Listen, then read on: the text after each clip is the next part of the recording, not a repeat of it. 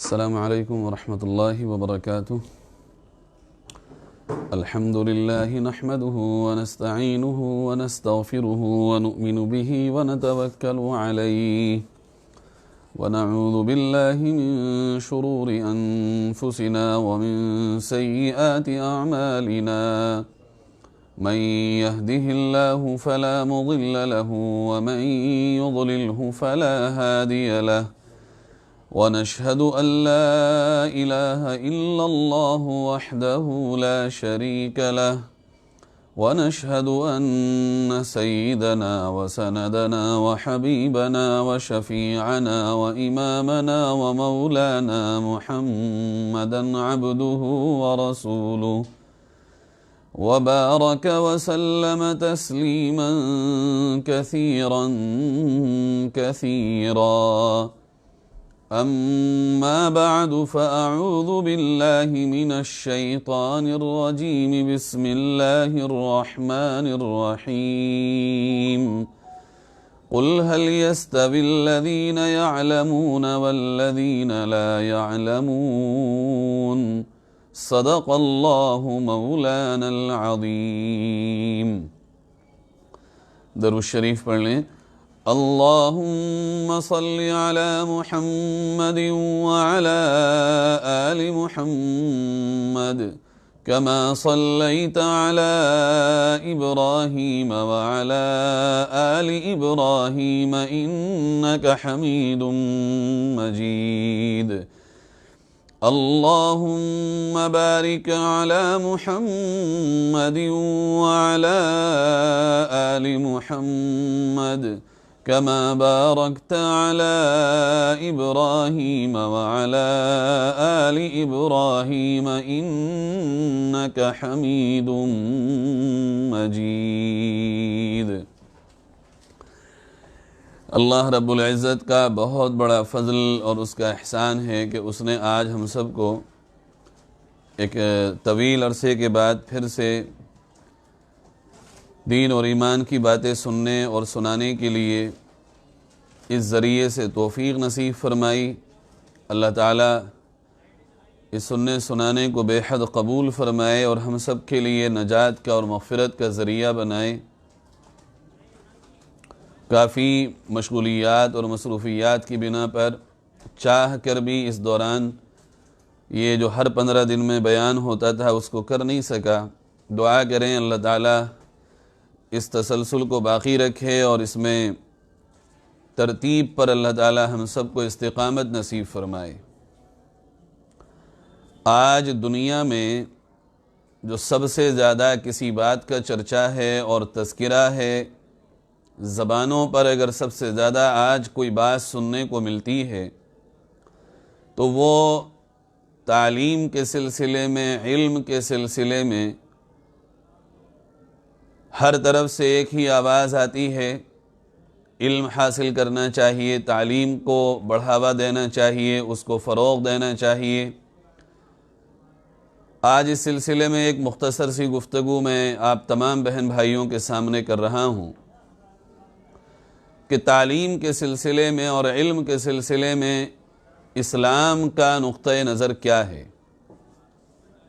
تو یاد رکھیں، اسلام اپنے پہلے دن سے جس قدر زور تعلیم پر، سیکھنے سکھانے پر اور علم پر اور جہالت کو مٹانے پر، لا علمی کے خاتمے پر، ناواقفیت کے دور کرنے پر دیتا ہے، دیگر شعبوں پر اور ادر ڈپارٹمنٹس پر بہت کم اس کے مقابلے میں ہمیں توجہ نظر آتی ہے. اسی واسطے اللہ رب العزت کی طرف سے جب کتاب ہدایت نازل کی گئی جو سارے علوم کا سرچشمہ ہے، گویا کہ دنیا کے جتنے علوم ہو سکتے ہیں ان سب کا سرچشمہ جو کتاب ہے، اس کتاب کی پہلی آیت، پہلی وحی اور اللہ کی طرف سے پیارے نبی صلی اللہ علیہ وسلم کو دیا گیا پیغام جو در حقیقت آپ کے واسطے سے ساری کائنات کے لیے پیغام ہے، وہ پہلا پیغام ہی علم سے متعلق ہے. وہ پہلا پیغام ہی پڑھنے اور پڑھانے سے متعلق ہے. بات دراصل یہ ہے کہ سمجھنے کی ضرورت ہے کہ وہ پیغام کی روح کیا ہے۔ دراصل اللہ کے نبی صلی اللہ علیہ وسلم پر جب پیغام آتا ہے اقرا، پڑھیے، اب اس کے آگے اقرا تو بہت جگہ آپ نے لکھا دیکھا ہوگا، بہت سی رحلوں پر، بہت سی جگہ ایسے نشانات بنائے گئے ہیں، اقرا پڑھیے، اور یہ اس کے عنوان کو علم کا عنوان دیا گیا ہے۔ لیکن اس کے ساتھ جو اصل روح ہے وہ ہے بسم ربک الذی خلق، پڑھیے اس رب کے نام سے جس نے پیدا کیا۔ یہ ایک بڑی عجیب حقیقت ہے اگر ہم سمجھنا چاہیں کہ پیغام علم بھی ہے، پڑھنے پڑھانے کا پیغام بھی ہے، جہالت کو دور کرنے کا پیغام بھی ہے، اور ساتھ ساتھ مقصد حصول علم بھی اسی آیت میں رب کریم نے بیان فرما دیا۔ پھر اللہ تعالیٰ بے مقصد تو کسی چیز کو پیدا ہی نہیں فرماتا۔ اللہ تعالیٰ نے قرآن کریم میں بڑی وضاحت کے ساتھ بیان فرمایا، ربنا ما خلقت هذا باطلا، آپ کے رب نے کوئی چیز بیکار نہیں پیدا فرمائی، بے مقصد نہیں پیدا فرمائی، بلا وجہ نہیں پیدا فرمائی۔ کوئی حکم اللہ رب العزت کا بلا وجہ نہیں ہے، بے وجہ نہیں ہے۔ یہ الگ بات ہے کہ اس کی وجہ یا اس کا مقصد ہم جیسے کمزور ذہن، ہم جیسی چھوٹی عقل والوں کے سمجھ میں نہ آئے اور ہم اس کی حقیقت تک نہ پہنچ سکیں۔ لیکن ایسا نہیں ہو سکتا کہ حکم ربی کوئی بھی ہو اور اس کی کوئی وجہ نہ ہو، کوئی پیغام رب ہو اور اس کی کوئی وجہ نہ ہو، یہ ہو ہی نہیں سکتا۔ اللہ رب العزت کے ہر پیغام کے پیچھے کوئی نہ کوئی حکمت ہے، چونکہ قرآن کہہ رہا ان ربک حکیم علیم، بلا شبہ تمہارا رب تو حکیم بھی ہے اور علیم بھی ہے، حکمت والا بھی ہے اور علم والا بھی ہے۔ تو جو مقصد حصول علم ہے، آج علم کے چرچے تو چاروں طرف ہیں، لیکن مقصد حصول علم کے چرچے بہت کم ہیں۔ پہلے ہم فضائل علم پر بات کریں، اس کے بعد مقصد حصول علم پر انشاءاللہ بات کریں گے۔ یہ دو عنوان آج ہمارے واضح ہوتے ہیں، ایک علم کتنا ضروری ہے اور دوسرا مقصد حصول علم کا جاننا کتنا ضروری ہے۔ قرآن کریم علم کی فضیلت کو بیان کرتے ہوئے بڑی شاندار ایک بات کہتا ہے، وہ یوں کہتا ہے قُلْ هَلْ يَسْتَوِي الَّذِينَ يَعْلَمُونَ وَالَّذِينَ لَا يَعْلَمُونَ، اے میرے پیارے نبی صلی اللہ علیہ وسلم، آپ بتائیے تو کہ پڑھے لکھے اور بے پڑھے لکھے، جاننے والے اور نہ جاننے والے برابر ہو ہی نہیں سکتے۔ کس قدر عجیب و غریب انداز میں رب کریم نے اس سیکھنے سکھانے کو، علم کو، تعلیم و تعلم کو اونچ نیچ کر کے بتایا کہ نہ جاننے والے اور جاننے والے، علم والے اور بے علم والے برابر نہیں ہو سکتے، اور حقیقتاً برابر نہیں ہو سکتے۔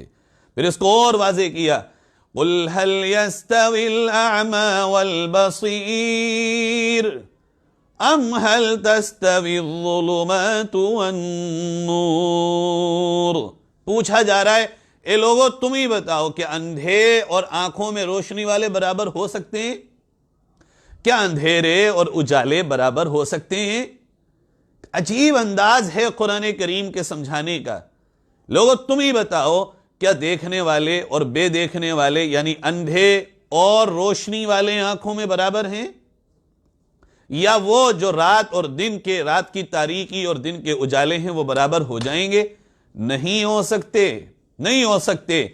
روشنی سے مثال ہے علم کی، اندھیرے سے مثال ہے جہالت کی، دیکھنے والے کی مثال ہے علم کی، اندھے کی مثال ہے جہالت کی۔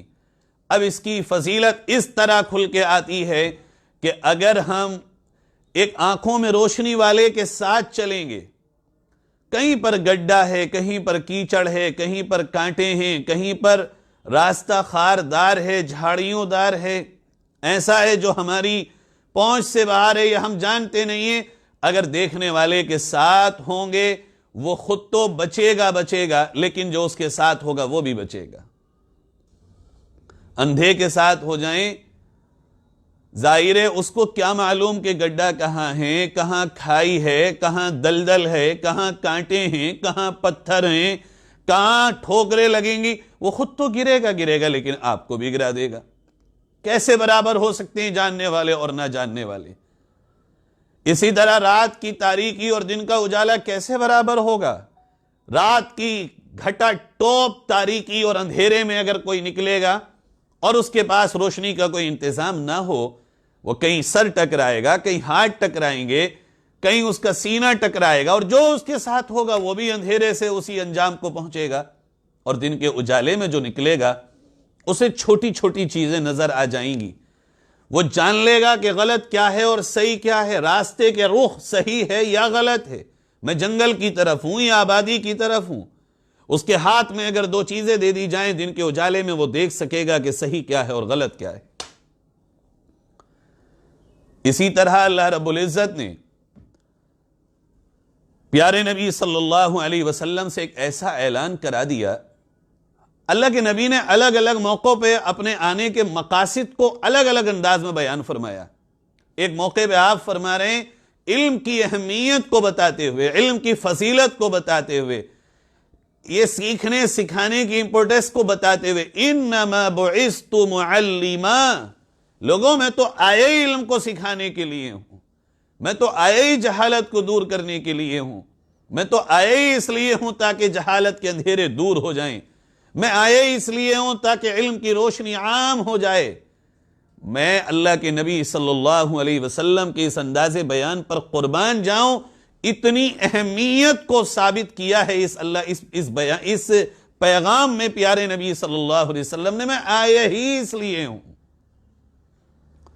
اس سے زیادہ ایک مومن کے لیے، ایک اسلام کو ماننے والے کے لیے علم کی فضیلت کیا ہو سکتی ہے کہ خود آقا صلی اللہ علیہ وسلم اپنے آنے کے مقاصد میں سے ایک عظیم مقصد، ایک بہت بڑا مقصد بتا رہے ہیں کہ میں سیکھنے سکھانے کے لیے، میں سکھانے کے لیے آیا ہوں، میں سکھانے کے لیے آیا ہوں، میں معلم بنا کے بھیجا گیا ہوں، میں معلم انسانیت ہوں، میں جہالت کو، اندھیروں کو، تاریکیوں کو دور کرنے آیا ہوں اور علم کو، روشنی کو پھیلانے آیا ہوں۔ پھر اللہ رب العزت نے ایک قرآن کریم کی آیت میں علم والوں کی صفت بیان کرتے ہوئے بڑا شاندار ایک نقشہ کھینچا، فرمایا انما یخشی اللہ من عباده العلماء۔ دیکھو اللہ سے جو ڈرتے ہیں نا اللہ کے بندوں میں، وہ علم والے لوگ ہی تو ڈرتے ہیں۔ علم سے اللہ کا پتہ چلتا ہے، علم کے ذریعے لوگوں کو اللہ کی قدرت کا، اللہ کی معرفت کا، اللہ رب العزت کے رب ہونے کا، اس کے محبوب ہونے کا، اللہ رب العزت کے قادر ہونے کا، علم کے ذریعے جنت اور جہنم کا، علم کے ذریعے قبر کا، آخرت کا، علم کے ذریعے دنیا کے اتار چڑھاؤ کا، علم کے ذریعے دنیا کی بے ثباتی کا، علم کے ذریعے آخرت کی اہمیت کا، اور علم ہی کے ذریعے دنیا کی اور آخرت کی تمام تر چیزوں کے بارے میں معلومات حاصل ہوتی۔ ظاہر ہے جب بندہ اللہ کی قدرت کی نشانیوں میں غور کرنے لگے اپنے علم کو سامنے رکھ کر، پھر اس کے سامنے قدرت کے عجائبات کھلتے ہیں، پھر اس کے سامنے اللہ کی قدرت کے مظہر آتے ہیں، پھر اس کے سامنے نئی نئی اوپینین ہوتی ہیں، وہ ایک ایک چیز میرا اللہ ہے، اللہ کی ایک جلالت، اللہ کی ایک ہیبت، اللہ کی ایک قدرت، اللہ کی ایک محبت، اللہ کی ایک معرفت پھر بندے کے اندر آتی ہے، جس سے اللہ کی طرف سے خشیت الہی اس کے دل میں پیدا ہوتی۔ یہ ہے فضیلت علم، اور علم کی حیثیت اسلام میں سر کی سی ہے۔ جیسے سر کے بغیر انسان کا جسم تو ہے لیکن مردہ، علم کے بغیر انسان تو ہے لیکن حقیقتاً وہ چلنے پھرنے کے قابل نہیں۔ آج امتی مسلمہ میں آپ سے سوال کر رہا ہوں اور درخواست کے طور پر کہہ رہا ہوں، کیا علم کو ہم نے اس حیثیت سے جاننے کی کوشش کی ہے کہ یہ اللہ کا پیغام ہے؟ کیا ہم نے کبھی علم کے معاملے میں یہ چیز سامنے رکھی کہ اللہ کے نبی صلی اللہ علیہ وسلم فرما گئے ہیں انما بعثت معلما، میں سکھانے والا بن کے آیا ہوں، معلم بن کے آیا ہوں۔ یہ چیزیں تو اب بہت دور چلی گئیں، فضیلت علم ہر ایک کے سامنے اب الگ حیثیت سے ہے، ہم اس پر اب بات کرتے ہیں۔ اور وہ اس طرح کہ آج مقصد حصول علم، آج علم کو حاصل کرنے کی نیت و ارادہ، ویژن عام نوجوانوں میں، عام خاندانوں میں، قبیلوں میں، سماج میں اور عام معاشرے میں یہ ہو رہا ہے، میں اپنے بچے کو، اللہ مجھے معاف کرے، میں اللہ سے معافی کے ساتھ اور آپ تمام سے معافی کے ساتھ ایک بات کہہ رہا ہوں، اب میرے کانوں میں سننے آنے لگی یہ باتیں، میں سن رہا ہوں ان چیزوں کو۔ میں اپنے بچے کو عالم اس لیے بنانا چاہتا ہوں، فلاں صاحب جب عالم بنے ہیں تو وہ دبئی میں امامت پر 1 لاکھ روپے کی تنخواہ پر پہنچ گئے، وہ قطر میں 1.5 لاکھ روپیہ مہینہ کمانے لگے۔ میں اپنے بچے کو نالج، دنیاوی فنون، دنیاوی فن، علم اس لیے حاصل کرانا چاہتا ہوں، ڈاکٹر بنانا چاہتا ہوں، چونکہ فلاں ڈاکٹر نے 4 سال کے اندر ڈاکٹر بننے کے بعد اتنا بڑا ہاسپٹل بنا لیا، اتنی بڑی ان کی انکم ہو گئی، وہ اتنے بڑے منی پاور ہولڈر ہو گئے، وہ ان کو اتنا کچھ حاصل ہو گیا، میں اس لیے ڈاکٹر بنانا چاہتا ہوں، میں اس لیے اپنے بچے کو آفیسر بنانا چاہتا ہوں۔ میرے فلاں رشتہ دار کا بچہ جب اس نے فلاں ایگزام کلیئر کیا ہے، آج ماشاءاللہ جب سے اس کے گھر میں یہ ایگزام کلیئر ہوا، اس کے تو نیارے ہو گئے۔ میں بھی چاہتا ہوں کہ میرا بچہ دنیا میں ترقی کرے۔ میرے بچے نے فلاں بچے کو دیکھ کر کے انجینئر بننے کی خواہش ظاہر کی، اس لیے کہ اس بچے نے انجینئر بننے کے بعد اتنی دولت کما لی۔ میرے بھائیوں، مقصد حصول علم، علم حاصل کرنے کا جو مقصد ہوتا، جو ویژن ہوتا، وہ ہم نے بالکل پلٹ کے رکھ دیا۔ علم کے حاصل کرنے کا جو مقصد ہے وہ صرف اور صرف یہ ہے کہ ہمارے علم سے سب سے پہلے ہمیں فائدہ ہو، پھر اللہ کی مخلوق کو فائدہ ہو، پھر اس علم کے ذریعے ہماری آخرت بن رہی ہو۔ یہ ہے علم نافع۔ معلوم ہے پیارے نبی صلی اللہ علیہ وسلم اللہ سے دعا مانگتے تھے، یہ ہمارے آپ کے سبق کے لیے، اللہم انی اسألک علما نافعا، اور پھر دوسری دعا مانگتے تھے، اللہم انی اعوذ بک من علم لا ينفع، اے اللہ میں ایسے علم کی آپ سے دعا مانگتا ہوں جو نفع دینے والا ہو، اور ایسے علم سے بچنا چاہتا ہوں جو نقصان دہ ہو۔ علم نافع کون سا ہے؟ علم نافع وہ علم ہے جس کے حاصل کرنے کے بعد عمل پیدا ہو۔ علم نافع وہ عمل ہے، ایسا علم جو نفع دینے والا ہو۔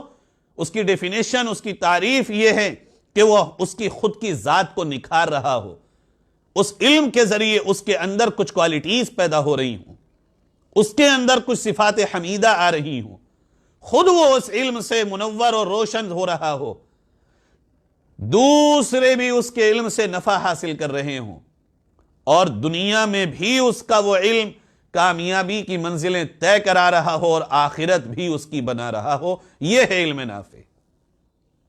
آج جب ہم دیکھتے ہیں علم کو، سب سے پہلی چیز، علم جب انسان کے اندر آ جا رہا ہے تو علم حاصل کرنے کے بعد انسان کو سوار نہیں رہا ہے، خود اس کی ذات کو فائدہ نہیں ہو رہا ہے، بلکہ علمی تکبر پیدا ہو رہا ہے۔ میں علم والا ہوں اور میرے سوا کوئی علم والا نہیں ہے۔ علمی تکبر، معاف کیجئے گا، انسان کو ہلاکت کے لیے بہت کافی ہے۔ اس کو اپنی ذات کا کوئی فائدہ نہیں ہے، چونکہ وہ پہلے شریف نہیں تھا، شرافت سے دور تھا اور غلط حرکتیں کیا کرتا تھا۔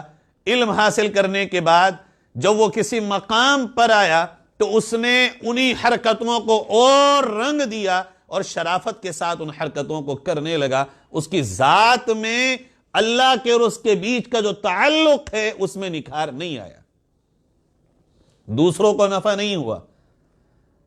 دوسروں کو نفع ہونے کا کیا مطلب ہے؟ اگر وہ عالم ہے تو اس کے دوسروں کو نفع اس سے اس طرح ہونا چاہیے کہ اس کے اندر ایک تڑپ ہو کہ میں نے قرآن میں، دنیا میں، میں نے اللہ کی کتاب میں، نبی کی احادیث میں، اللہ کی دنیا میں عجائبات میں جو غور کیا ہے، میں اللہ کے بندوں تک ان چیزوں کو آسان زبان میں پہنچا دوں، یہ اندر سے اس کی ایک تڑپ ہو تو دوسروں کو فائدہ ہے۔ اگر وہ ڈاکٹر ہے، اس کے اندر یہ تڑپ ہو کہ میں اللہ کے بندوں تک اپنے علم کے ذریعے ان کے خدمت کی راہیں ہموار کروں۔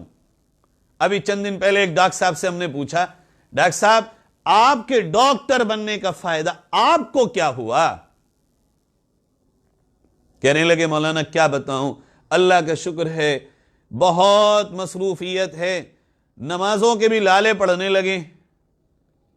واہ بھائی واہ، یہ تو بہت فائدہ ہوا آپ کو۔ خود مجھ سے کہا بہت فائدہ ہوا آپ کو، نمازوں کے لالے پڑھنے لگے؟ جی ہاں، نمازوں کے لالے پڑھنے لگے۔ اچھا ڈاکٹر صاحب غریبوں کا کیا معاملہ ہے؟ اچھے ڈاکٹر بھی ہیں، ایسا نہیں ہے سب ایسے ہیں، لیکن بڑی تعداد ایسی ہے جو میں بیان کر رہا ہوں، بہت کم تعداد ہے اچھے ڈاکٹرز کی بھی۔ میں نے پوچھا ڈاکٹر صاحب آپ غریبوں کے لیے کیا کرتے ہیں؟ کہنے لگا ہاں جو غریب آتا ہے زیادہ، میں اس کے لیے ایک تو پرچے کی فیس معاف کر دیتا ہوں اور دوائیوں وغیرہ میں کنسیشن دے دیتا ہوں۔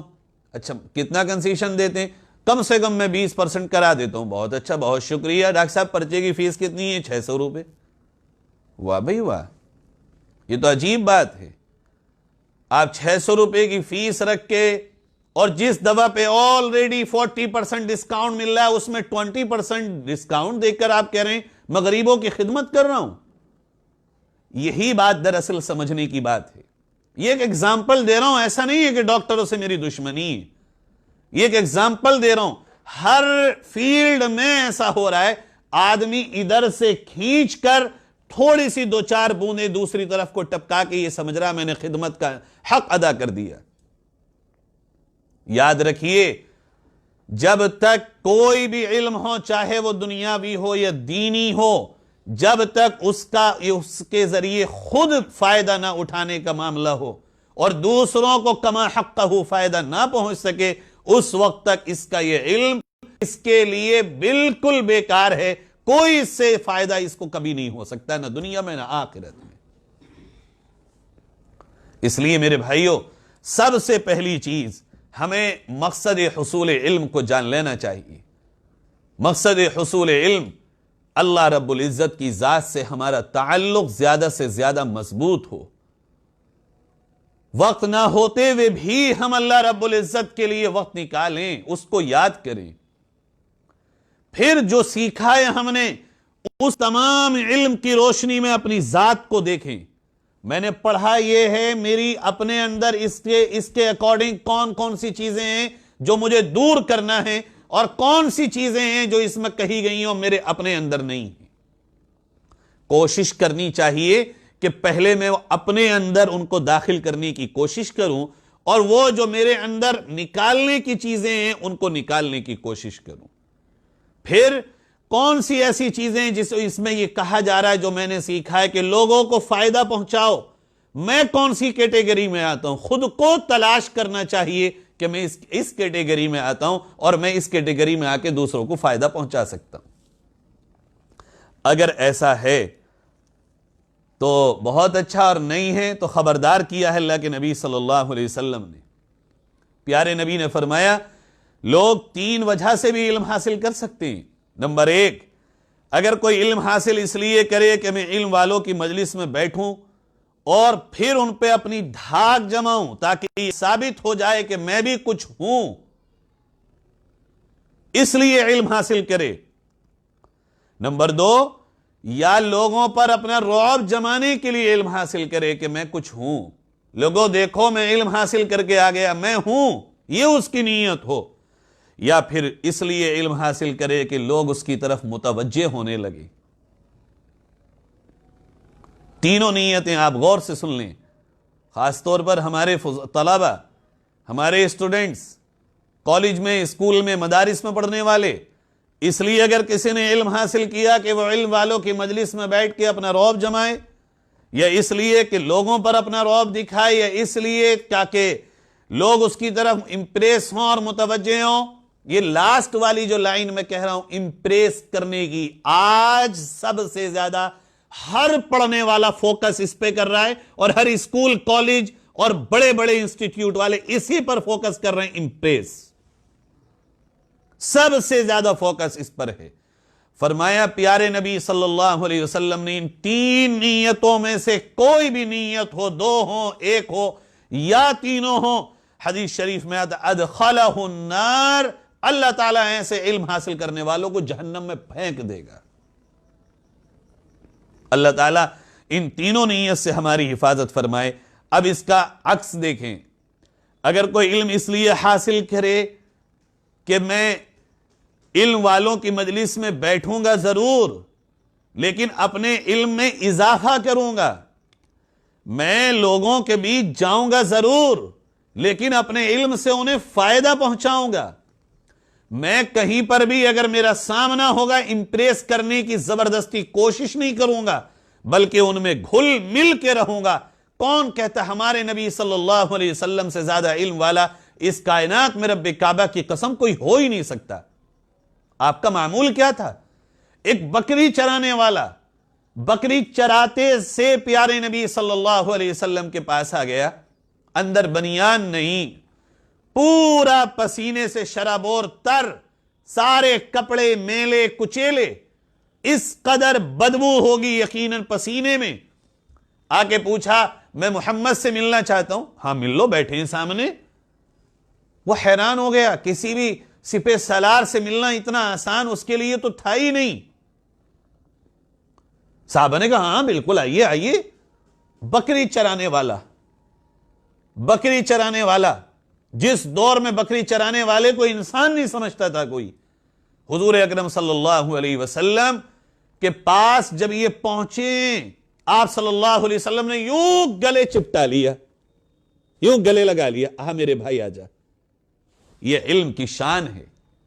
علم ہمیشہ انسان کو تواضع پیدا کرنے کی طرف لے کے آتا ہے، لوگوں کو اس لیے نہیں کہ ہم کچھ ہیں اور ہم اپنے آپ کو جھاڑیں یا ہم اپنے آپ کا روب و دبدبہ دکھائیں۔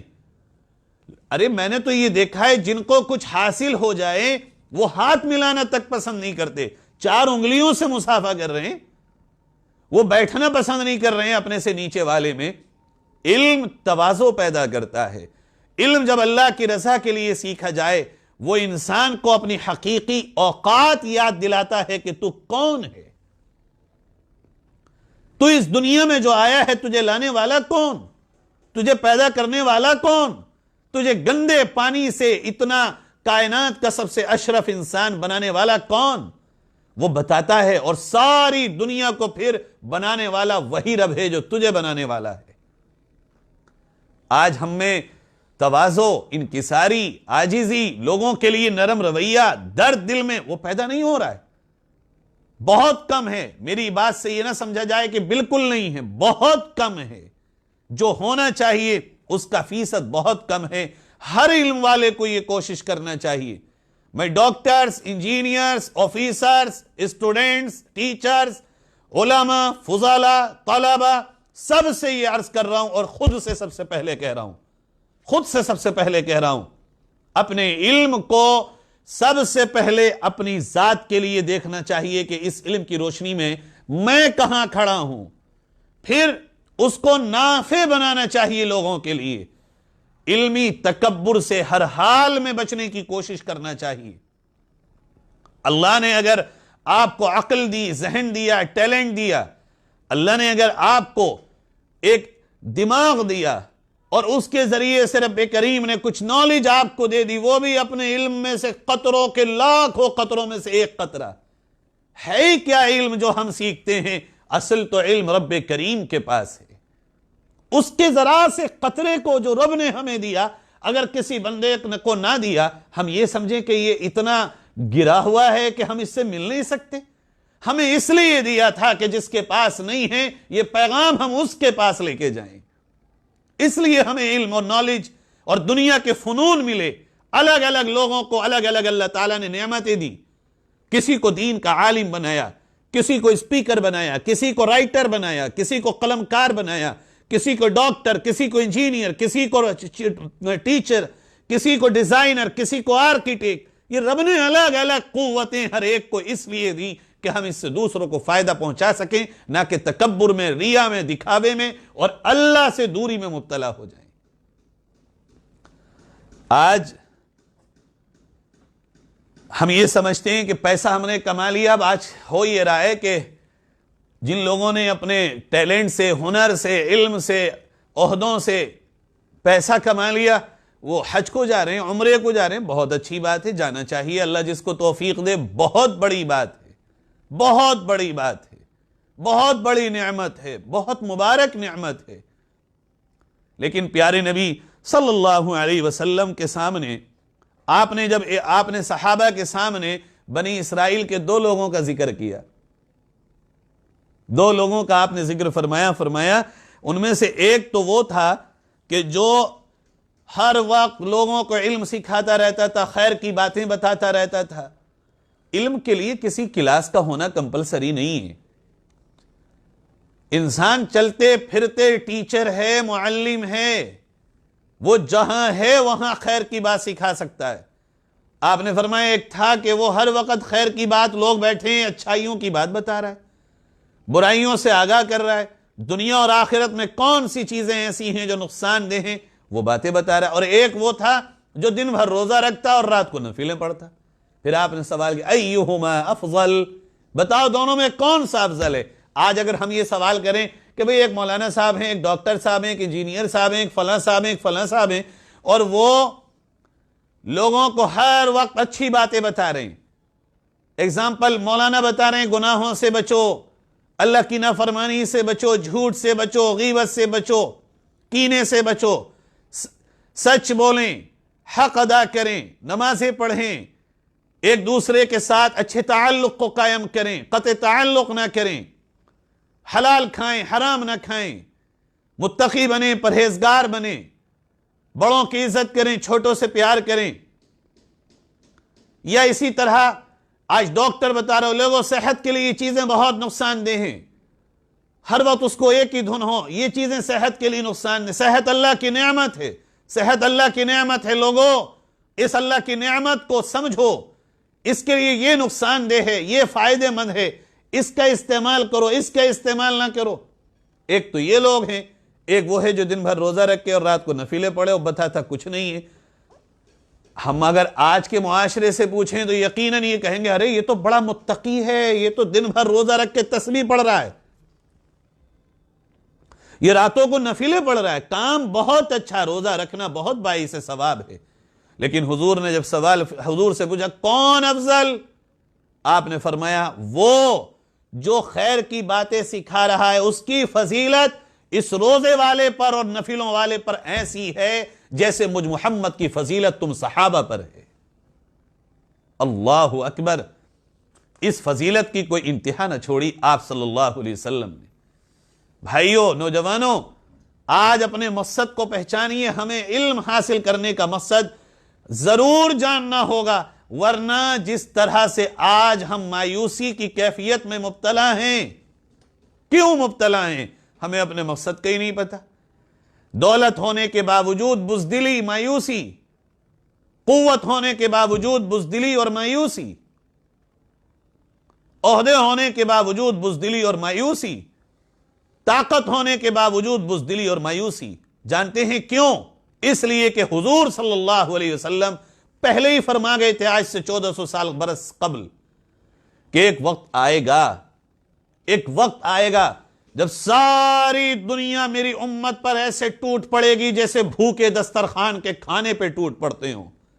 جب صحابہ سے اللہ کے نبی نے یہ بات فرمائی، صحابہ کہنے لگے پیارے آقا صلی اللہ علیہ وسلم کیا اتنے کمزور ہو جائیں گے ہم اس دن کہ لوگ ہمیں اس طرح ٹوٹ پڑیں گے؟ آپ نے فرمایا نہیں، تم نہ کم ہوگے نہ کمزور ہوگے، فرمایا ہم بہت کم ہو جائیں گے جو ہمیں لوگ ایسے اچک لیں گے۔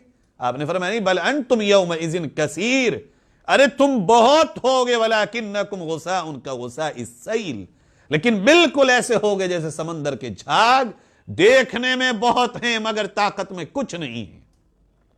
اللہ تعالیٰ دشمنوں سے تمہارے رعب کو ہٹا دے گا اور تمہارے دلوں میں وہن پیدا فرما دے گا۔ سمجھے نا ہم، یہ وہن کیا ہے؟ صحابہ نے پوچھا مل وہن یا رسول اللہ صلی اللہ علیہ وسلم، یہ وہن کیا ہے؟ صحابہ سے حضور نے فرمایا دیکھو وہن ہے حب الدنیا و کراہیت الموت، یہ جو دنیا کی بے پناہ محبت اور موت سے بے پناہ دوری، یہی تو ہے تمہارا وہن۔ اے امت کے لوگوں، اے علم حاصل کرنے والے میرے بھائیوں، میرے بزرگوں، آج یہ دو چیزیں کہ ہم علم والوں میں نہیں پائی جا رہی ہیں۔ دنیا دنیا، صبح دنیا، شام دنیا، موت نہ آئے، اور موت تو آئے گی۔ خدا کا قرآن کہہ رہا ہے اینما تکونوا یدرککم الموت ولو کنتم فی بروج مشیدہ، تم 7 زمین کے اندر چلے جاؤ، 7 تالوں کے اندر بند ہو جاؤ، تم لوہے کی دیواریں لگا لو، لیکن موت تمہیں پہنچ جائے گی جہاں تم ہوگے اپنے وقت پر۔ اور یہ جو دنیا کی بیجا محبت ہے، یہی تو ہلاک کر رہی ہے مجھے آپ کو آج، یہی تو ہلاکت میں مبتلا کر رہی ہے، یہی تو مقصد سے ہٹا رہی ہے، یہی تو حرام سے آنے نہیں دیتی، حلال پہ جانے نہیں دیتی۔ یہ دنیا کی محبت ہی تو ہم سے کہتی ہے نہیں نہیں، تو نے اتنی محنت سے علم حاصل کیا، اب اگر تو یہ حرام نہیں کمائے گا، حلال آئے گا نہیں، کرے گا کیا؟ یہ دنیا کی محبت مجھے آپ سے کہتی ہے۔ اور خدا نے علم اس لیے دیا، علم کا مقصد تو یہ تھا کہ تو جانتا، اگر تو ڈاکٹر ہے، معاف کرنا ڈاکٹر حضرات، میں آپ کی مثال اس لیے دے رہا ہوں، ایک سائنسداں سے اور ایک ڈاکٹر سے زیادہ اللہ کی قدرت کو آنکھوں سے کوئی نہیں دیکھتا، اس لیے آپ کی اگزامپل بار بار دے رہا ہوں۔ اور ڈاکٹر صاحب آپ تو اپنے ہاسپٹل میں روزانہ مرتے ہوئے لوگ دیکھ رہے ہیں، پھر بھی موت سے ڈر رہے ہیں۔ آپ تو اپنے ہاسپٹل میں روحیں نکلتے ہوئے دیکھ رہے ہیں اپنے سامنے، لاکھ کوشش کے باوجود آپ خود نہیں بچا پاتے، آپ یہ کیوں بھول گئے گا آپ کو بھی مرنا ہے؟ یہ جو آپ نے لمبے لمبے بل بنا دیے، آپ کو یقین نہیں ہے کہ اللہ حساب لے گا؟ کسی پر اس کی حیثیت سے زیادہ بوجھ ڈالنا، آپ کو نہیں معلوم کہ خدا کے یہاں کوئی عدالت لگے گی؟ لوگ قرضے لا کے بھلے سے دے دیں، رو پیٹ کے چندے کر کے دے دیں آپ کو، لیکن کیا آپ نے اللہ کی قدرت کو اپنے یہاں مرتے ہوئے جسم پہ نہیں دیکھا؟ جو ہم نے دنیا کی محبت کے آنکھوں پہ پردے چڑھائے ہیں، یہ علم اتارنے کی بات تو کر رہا ہے۔ یہ جو موت سے غفلت کے پردے ہماری آنکھوں پہ پڑے ہیں، یہ علم یہی تو کہہ رہا ہے ان پردوں کو چاک کرو۔ یہ موت آئے گی، جوان تمہیں بھی آئے گی، بوڑھے تمہیں بھی آئے گی، بچوں تمہیں بھی آئے گی، مرد تمہیں بھی آئے گی، عورت تمہیں بھی آئے گی۔ یہ جس دنیا سے تم نے دل لگایا ہے یہ چھوٹ جائے گی۔ ارے آج تک کوئی ماں اپنے بیٹے کی قبر میں نہیں سوئی، تو پھر دنیا کا کون سا ایسا محبت کا معاملہ ہے جو تم سے وفا کر سکے گا قبر تک؟ میرے عزیزوں، اس کو سمجھنا ہوگا ہمیں اور پوری قوم کو۔ علم ایسا نہیں ہے کہ کوئی علامہ اور کوئی بہت فہامہ ہوگا وہی علم والا ہوگا۔ ہم میں سے جس کو جتنا علم ہے، پیارے نبی نے کمپلسری قانون بنایا ہے امت کے لیے، طلب العلم فریضۃ علی کل مسلم و مسلمہ۔ ایک حدیث میں صرف مسلم ہے اور ایک روایت میں مسلمہ بھی ہے۔ ہر مسلمان مرد و عورت پر، ہر مسلمان مرد و عورت پر اتنے علم کا سیکھنا فرض ہے، فرض فرض فرض فرض، عمل کے اکارڈنگ ہوگا۔ اس بات کو بہت اچھے سے سمجھنا چاہیے۔ آج ہم نے غیر ضروری چیز پر اپنے وقت کو لگا دیا بہت، اور ضروری جو چیز ہے اس کو ہم نے چھوڑ دیا۔ بحث اپنی منچاہی چیز کو جو ہمیں اچھا لگے وہ سیکھ لینا، علم عمل کے اکارڈنگ سیکھنا ہوگا۔ علم کا تعلق عمل سے ہے۔ اگر عمل فرض ہے تو علم کا سیکھنا بھی فرض ہوگا۔ اگر عمل واجب ہے تو اس واجب کا علم سیکھنا بھی واجب ہوگا۔ اگر عمل سنت ہے تو اس عمل کے لیے علم کا سیکھنا بھی سنت ہوگا۔ اگر عمل مستحب ہے تو اس عمل کے علم کا سیکھنا بھی مستحب ہوگا۔ فرائض کا علم ہے ہمیں، کون کون سی چیزیں ہمارے اوپر فرض ہیں۔ ہم علم یہ سمجھ رہے ہیں بڑی بڑی کتابوں کا پڑھنا اس کا نام علم ہے۔ بھائی اس کے لیے الگ سے اللہ تعالیٰ نے کچھ خاص بندے بنائے ہیں جن کو ریسرچ اسکالر کہتے ہیں، جن کو محقق کہتے ہیں، جو بہت باریک بھی ہوتے ہیں، لیکن ایک کمپلسری لو ہے اللہ کی طرف سے، ہر ایک کو علم سیکھنا ہے اتنا جتنا اس کے لیے ضروری ہے۔ بندے کے لیے نماز فرض ہے، اس کا علم فرض ہے۔ بندے کے لیے ماں باپ کے حقوق کا ادا کرنا فرض ہے تو ان کا علم بھی فرض ہے۔ بندے پہ بیوی کے بچوں کے حقوق فرض ہیں تو اللہ تعالیٰ نے اس کا علم بھی فرض کیا ہے۔ بندے پر حلال کھانا فرض ہے، واجب اور سنت نہیں ہے، فرض ہے۔ اب جتنے دائرے کا کاروبار جس کے پاس ہے، اگر پرچون کی دکان کرتا ہے تو اس کا علم سیکھنا فرض ہے۔ اگر شو روم ہے تو اتنا علم سیکھنا اس پر فرض ہے۔ اگر وہ کاشتکار ہے تو اتنا علم سیکھنا اس پر فرض ہے کہ اس میں حلال کیا ہے اور حرام کیا ہے۔ آج ہم اپنے دائرے کو چھوڑ کے دوسرے دائرے میں جا کے سب کچھ سیکھنے کی کوشش کرتے ہیں، لیکن جو ہم پہ فرض ہے وہ نہیں سیکھ پاتے۔ اس کا نتیجہ یہ ہوا جب ہم اپنے ذمے جو چیزیں ہیں ان کو سیکھنے سے دور جاتے ہیں، ہم اپنی حقیقت سے دور چلے جاتے ہیں، اور جب ہم اپنی حقیقت سے دور جاتے ہیں تو پریشانیاں، آفات، مصیبتیں، ٹینشنیں، فکریں ہمارے سر کو اس طرح جھنجھوڑ دیتی ہیں کہ ہم کسی لائق نہیں رہتے۔ پھر شروع ہوتا ہے ڈپریشن، پھر شروع ہوتا ہے ٹینشن، پھر شروع ہوتی ہے ہمارے لیے دل کی بیماریاں، چونکہ ہم نے وہ کام ہی نہیں کیا جو اللہ نے ہمارے ذمہ لگایا ہے۔ دوسرے سے کہہ رہے ہیں تم یہ کرو، تم یہ کرو، تم یہ کرو۔ او میرے بھائی، اللہ رب العزت نے میرے آپ کے لیے جتنا سیکھنا فرض کیا تھا وہ میں نے آپ نے کہاں سیکھا؟ سب سے زیادہ ضروری تھا کہ جس کی بنیاد پر میرے آپ کے گھر کی گاڑی چل رہی ہے اس کا علم کا سیکھنا۔ ایک عیسائی ہسٹوریکل بندے نے لکھا، مورخ ہے، وہ لکھتا ہے کہ اسلام کے آنے کے بعد سے 800 سال تک پوری امت مسلمہ میں ایک جوان ایسا نہیں تھا کہ جو علم نہ جانتا ہو، علم نہ جانتا ہو، جو حلال و حرام کی تمیز نہ جانتا ہو، جو ایمان اور منافق کی پہچان نہ جانتا ہو۔ معاف کریے گا، ہم پہ ایمان کو سیکھنا فرض ہے، کلمے کو اور اس کے مفہوم کو اور اس کے تقاضے کو جاننا فرض ہے۔ کہاں ہیں ہم؟ کیا کلمے کا مفہوم میری اولاد کو معلوم ہے؟ وہ جانتا ہے کہ ایمان اور نفاق کیا ہے؟ اللہ کے نبی کہہ رہے ہیں منافق جہنم میں، قرآن کہہ رہا منافق جہنم میں۔ مجھے آپ کو پتا ہے میرے بچے اور میں خود منافق ہیں یا نہیں؟ اس کا جاننا لازمی چیز ہے۔ ہم اس طرف سیکھنے کی کوشش نہیں کر رہے ہیں چونکہ ہم حقیقت سے بہت دور ہیں۔ ہم نے آنکھوں پہ چشمہ لگا کے زندگی گزار رہے ہیں، ہم حقیقت کی زندگی سے بالکل بھاگ کر کے زندگی گزار رہے ہیں۔ اس کی وجہ یہ کہ ہم گھوم رہے ہیں گول گول، ہر ایک کو اپنی پریشانی کا حل ہی نظر نہیں آ رہا ہے۔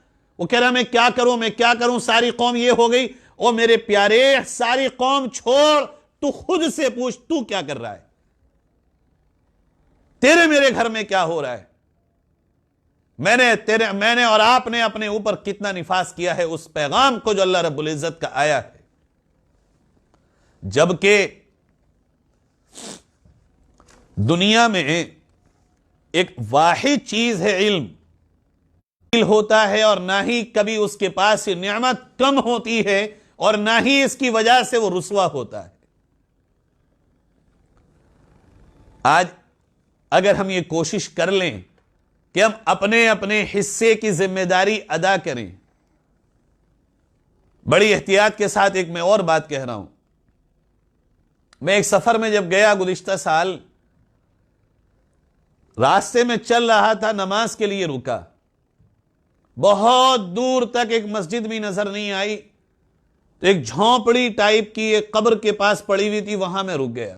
میرے ساتھ میں 3 ساتھی بھی تھے، ہم نے وہاں نماز پڑھی عصر کی، اور عصر کی نماز کے بعد وہ جو چند نوجوان تھے 12-15 سال کی عمر کے، ہم نے ان سے پوچھا بیٹا آپ کے نام کیا کیا ہیں؟ انہوں نے بتایا کہ ہمارے یہ نام ہیں۔ ہم نے ان سے پوچھا آپ کو کلمہ طیبہ یاد ہے، پہلا کلمہ؟ کہا نہیں ہمیں تو نہیں پتہ یہ کیا ہوتا ہے۔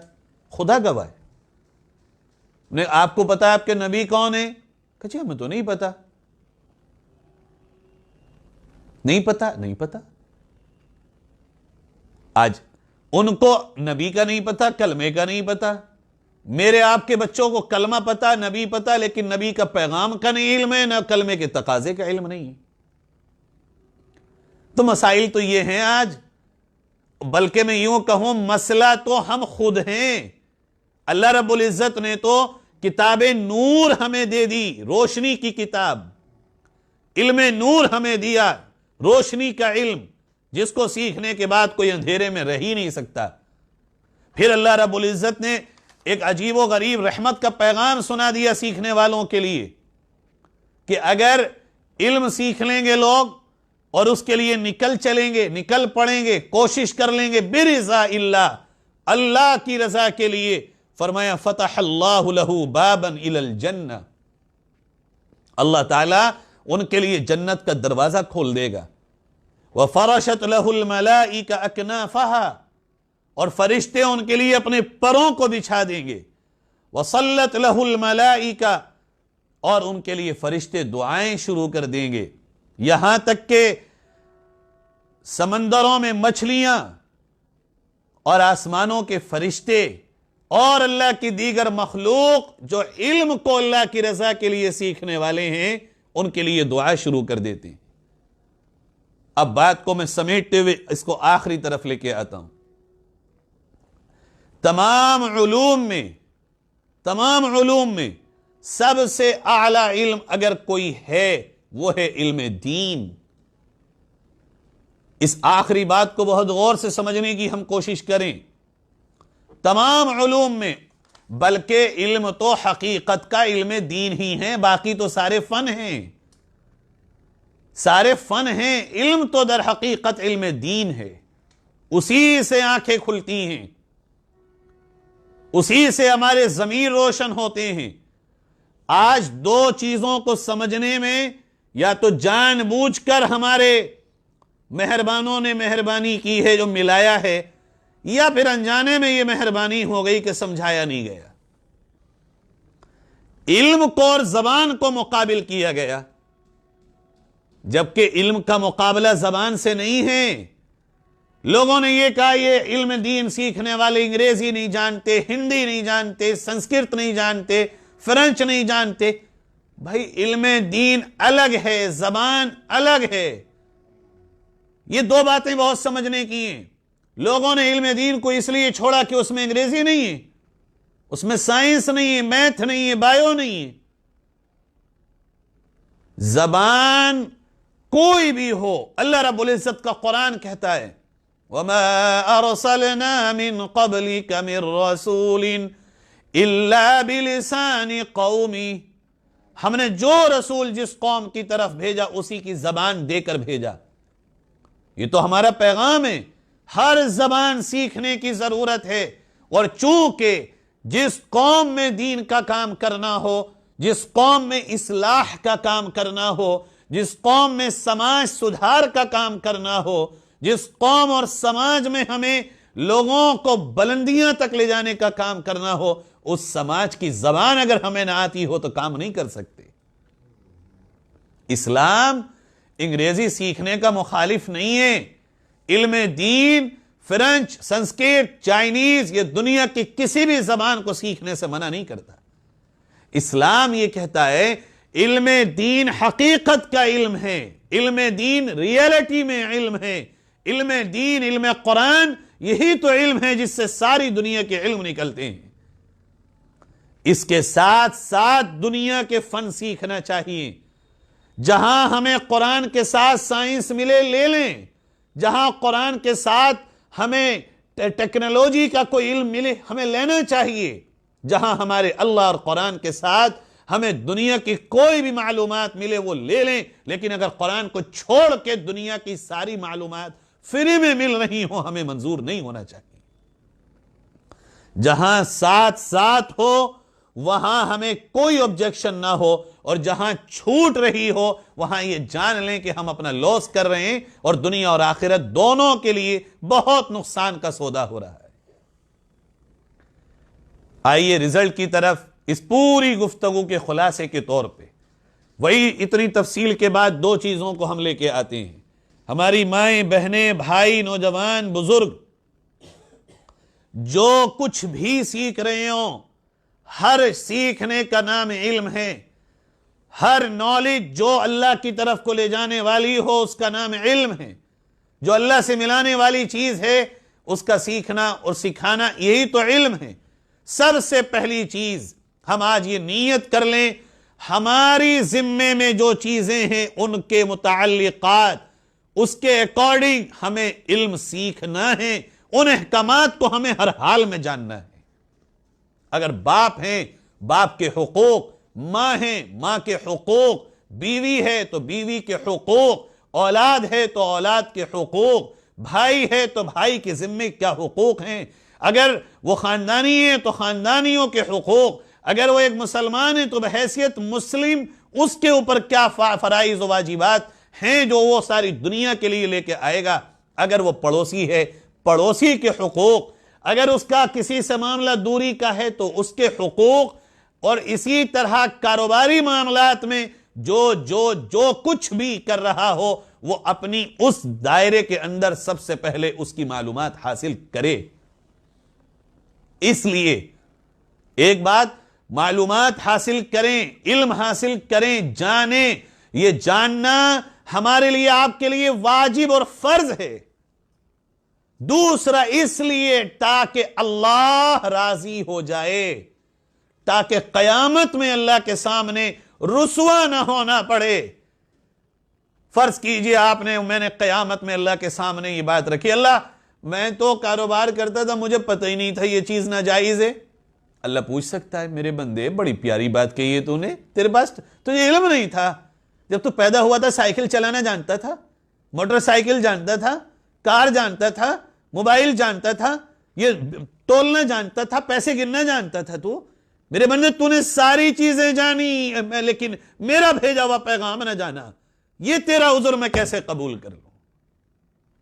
تجھے 1 کی 2 کی فکر تھی، تجھے 2 سے 4 کی فکر تھی، تجھے 4 سے 8 کی فکر تھی، لیکن تجھے یہ فکر کیوں نہ ہوئی کہ میں کن چیزوں سے راضی ہوں اور کن چیزوں سے ناراض ہوں؟ تو نے یہ کیوں نہ جانا؟ جا، آج تیرا یہ عذر کبھی قبول نہیں ہو سکتا. آج کل لوگ ایک بات کہہ دیتے ہیں، چلو جی ہمیں پتہ نہیں ہے، لیکن وہ جو کر رہے ہیں جاننے والے، ہم ان سے تو اچھے ہی، کم سے کم ہمیں پتہ نہیں ہے ہم کر رہے ہیں، انہیں تو پتہ وہ کر رہے ہیں. او خدا کے بندے، جس کو جانکاری ہے وہ کرے گا، وہ اپنا حساب دے گا. تو نے نہیں سیکھا تو اپنا حساب دے گا. کسی کی وجہ سے نہیں بچے گا کوئی. ہر ایک کو اپنے ذمے کا حساب دینا ہوگا. یہ میرے آقا اعلان کر گئے، دیکھو تم میں سے ہر ایک وہ ہے جس سے کل قیامت میں اس سے سوال کیا جائے گا. 5 سوالوں کا چیپٹر پیارے نبی اعلان کر کے گئے. سوال ہوگا، چھٹے گا کوئی نہیں، پوچھا جائے گا. اور جب پوچھا جائے گا ان سوالوں کو تو انسان کی حالت وہ ہوگی، اللہ سے کہ اللہ مجھے تھوڑی سی زندگی دے دے، تھوڑی سی زندگی دے دے. اور وہاں بھی مال کا زوم دکھائے گا، اگر تھوڑی سی مہلت تو نے دے دی تو جا کے دنیا میں خوب صدقہ کروں گا اور نیک بن جاؤں گا.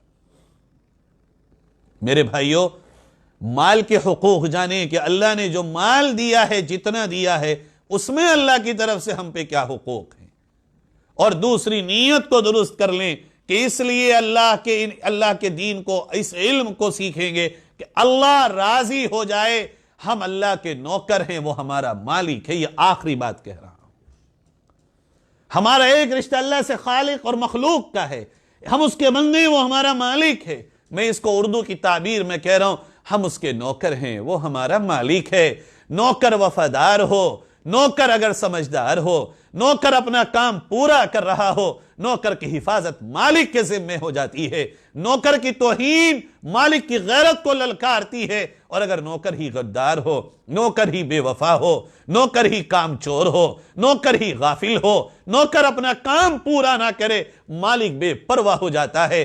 پیارو، ڈرو مت، بزدل مت بنو، مایوسی اپنے اندر پیدا مت کرو. اللہ کے غلام ہیں ہم، اللہ کے نوکر ہیں ہم. اپنی وفاداری پوری کریں، اپنے ذمے کے کام پورے کر دیں، پھر ہماری حفاظت اللہ کے ذمے ہوگی انشاءاللہ. کام نہ کر کے ہم کہیں اللہ مالک ہے تو یہ تو ہم خود کو دھوکہ دے رہے ہیں. یقیناً اللہ مالک ہے، اس میں کوئی شک نہیں، نو ڈاؤٹ اللہ مالک ہے. لیکن یہ اللہ رب العزت نے کب کہا کہ میں ہر اس بندے کی حفاظت کر رہا ہوں کہ جو میرا کام کرے اور نہ کرے؟ ہاں اللہ نے زندگی ہر ایک کو دی ہے اور زندگی کے ساتھ رزق کا وعدہ کیا ہے. جب تک مرے گا نہیں تب تک اللہ کے ذمے ہے تیرا رزق. یہی چیز ہمیں دھوکے میں ڈال رہی ہے.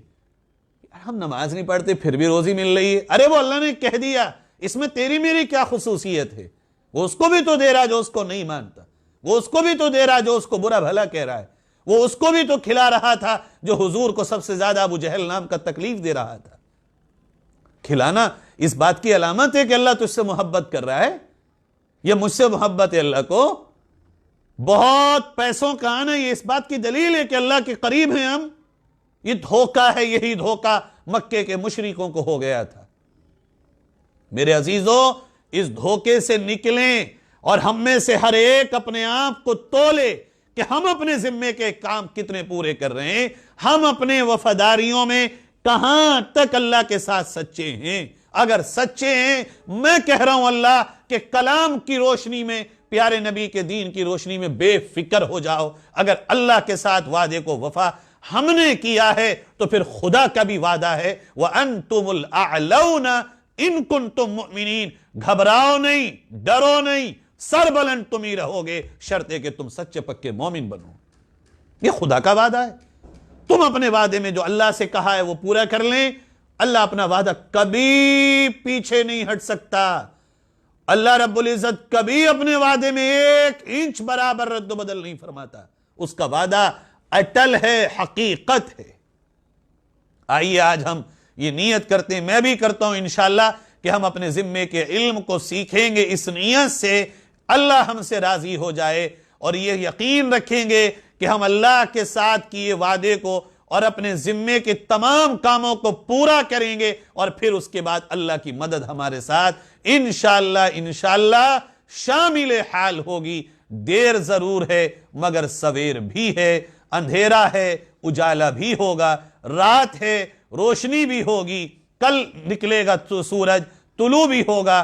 ہمیشہ کبھی رات نہیں ہوتی، ہمیشہ اندھیرے نہیں ہوتے، ہمیشہ تاریکی نہیں ہوتی، ہمیشہ ظلمت نہیں ہوتی. ایک دن تو ہوگا جو سورج نکلے گا، وہ سورج کی روشنی صرف ان کے لیے ہوگی جو وفادار ہوں گے، جو نبھانے والے ہوں گے، جو وفا کرنے والے ہوں گے، جو رب کے لیے جینے مرنے والے ہوں گے، جن کی رات اور دن رب کے لیے ہوگی. اس کی روشنی ان کے لیے نفع بخش ہوگی. اللہ رب العزت ہم سب کو عمل کرنے کی توفیق نصیب فرمائے. وآخر دعوانا ان الحمد للہ رب العالمین. بہت مختصر سی دعا کر لیں اور درود شریف پڑھ لیں. اللہم لک الحمد کلہ ولک الشکر کلہ ولک الثناء کلہ ولک الکبریاء کلہ لک الحمد علی ما قضیت ولک الشکر علی ما اعطیت. اے اللہ، ہم گواہی دیتے ہیں تیرے سوا کوئی ہمارا معبود نہیں. ہم گواہی دیتے ہیں تیرے نبی محمد صلی اللہ علیہ وسلم تیرے سچے رسول، برحق نبی، برحق پیغمبر ہیں. اے اللہ، ہم گواہی دیتے ہیں تیرے نبی کے پاس تیرے بعد سب سے زیادہ علم ہے، سب سے زیادہ بلند مرتبہ ہیں. جو لائے ہیں حق لائے ہیں، جو فرمایا حق فرمایا. اے اللہ، ہم گواہی دیتے ہیں ہمارے گناہوں کو تیرے سوا کوئی معاف نہیں کر سکتا. اللہ، ہم گواہی دیتے ہیں کوئی تیرے سوا ہمیں بھنور سے نکال نہیں سکتا، کوئی ہمیں دنیا اور آخرت کی کامیابی تیرے سوا دے نہیں سکتا. اللہ، تجھ سے بھیک مانگتے ہیں ساری امت کو معاف فرما دے. اپنے حبیب کے صدقے ساری امت کی مغفرت کا فیصلہ فرما دے، حمایت و نصرت کا فیصلہ فرما دے، صراط مستقیم پر گامزن ہونے کا فیصلہ فرما دے. اللہ، ہم سب کو اپنے اپنے حصے کا کام پورا کرنے کی توفیق نصیب فرما دے. اے اللہ، ہمارے دلوں میں دنیا کی بے حقیقت بٹھا دے اور آخرت کی وقت ہمارے دلوں میں پیدا فرما دے. اے اللہ، ایسا علم جو نفع بخش ہو ہمیں نصیب فرما دے، اور ایسا علم جو نقصان دینے والا ہو اس سے ہماری حفاظت فرما لے. اے اللہ، اس وقت پورے ملک میں امن و امان کا فیصلہ فرما دے. اے رب کریم، اے اللہ جو بھی ظالم ہیں، ظلم کرنے کا ارادہ رکھتے ہیں، اے اللہ جو شرری ہیں اور شر کا ارادہ رکھتے ہیں، ان کے ارادوں میں انہیں ناکام فرما دے۔ اے اللہ ہم سب کو، ہمارے بیوی بچوں کو، اہل و عیال کو، اے اللہ جو بھی ہاتھ اٹھائے ہوئے ہیں دعا پہ ان سب کو رب کریم انسان اور جنات کے شرور و فتن، مکر و فریب، حسد، جلن، کینہ، کپٹ، عداوت، دشمنی، اثرات، آسیب سے اپنی پناہ میں لے لے۔ ہمارے غموں کو خوشیوں میں تبدیل فرما دے، مشکلات کو آسانیوں میں تبدیل فرما دے۔ ہم کمزوروں کے حال پہ رحم فرما دے، ہم کمزوروں کے حال پہ رحم فرما دے، ہم کمزوروں کے حال پہ رحم فرما اور امتحان آسان فرما دے، ایمان پر ثابت قدمی نصیب فرما دے۔ جینا مرنا، اٹھنا بیٹھنا، اے اللہ صرف اور صرف تو اپنی رضا کے لیے بنا دے۔ اے اللہ جب تک زندہ ہیں اسلام پر زندگی نصیب فرما دے، موت آئے تو کلمے والی موت عطا فرما دینا، قبر میں جائیں جنت کی کیاری بنا دینا، اٹھیں تو عرش کا سایہ عطا فرما دینا، اللہ پل صراط پر آسانی سے گزروا دینا۔ رب کریم پیارے اللہ نامہ اعمال دانے ہاتھ میں دلا دینا۔ اے ہمارے پیارے اللہ، پیارے نبی کی شفاعت نصیب فرمانا، آپ کے مبارک ہاتھوں سے حوض کوثر کا جام پلا دینا، جنت میں اول داخلہ نصیب فرما دینا، جہنم کی آگ اور آنچ سے بھی ہماری حفاظت فرما لینا۔ اے اللہ جتنے بیمار ہیں سب کو شفا عطا فرما دے، اے اللہ جو بیمار ہیں شفا عطا فرما دے، اپنے حبیب کی امت کے سارے مرحومین مرحومات کی مغفرت کا فیصلہ فرما دے۔